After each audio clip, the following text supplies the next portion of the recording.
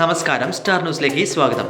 ജപ്പാന്റെ ആദ്യ വനിതാ പ്രധാനമന്ത്രിയായി അധികാരമേറ്റ് അധികം താമസിക്കാതെ എല്ലാവരെയും ഞെട്ടിപ്പിച്ച ഒരു ബോംബ് പൊട്ടിക്കാൻ സനൈ തകേച്ചിക്ക് സാധിച്ചു. ചൈന തായ്വാനെ ആക്രമിച്ചു കീഴ്പ്പെടുത്താൻ ശ്രമിച്ചാൽ അത് ജപ്പാന്റെ നിലനിൽപ്പിന് ഭീഷണിയാകുമെന്നായിരുന്നു അവരുടെ പ്രഖ്യാപനം.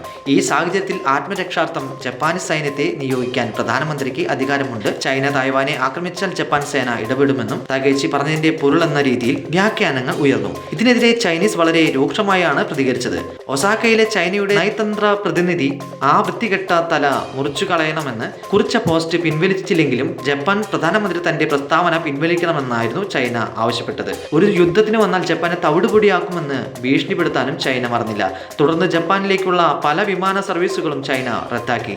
ജപ്പാനിൽ നിന്ന് സമുദ്രോൽപ്പന്ന വിഭവങ്ങൾ അടക്കം ഇറക്കുമതി നിർത്തി ജപ്പാന്റെ കീഴിലുള്ള സെൻകാക്കു ദ്വീപുകൾക്ക് ഇടയിലൂടെ വളരെ പ്രകോപനമായ രീതിയിൽ ചൈനയുടെ കോസ്റ്റ് ഗാർഡ് കപ്പൽ യാത്ര ചെയ്തു. ഈ രീതിയിൽ ഇരു രാജ്യങ്ങൾ തമ്മിലുള്ള ബന്ധം പൊടുന്നനെ കൂപ്പുകുത്തുന്ന രീതിയിലാണ് ഇപ്പോൾ പോയിക്കൊണ്ടിരിക്കുന്നത്. അടുത്തു തന്നെ ഒരു യുദ്ധത്തിലേക്ക് നീങ്ങുന്ന സാഹചര്യമാണ് കാണാൻ സാധിക്കുന്നത്. കൂടുതൽ വാർത്തകൾക്കായി കാത്തിരിക്കാം.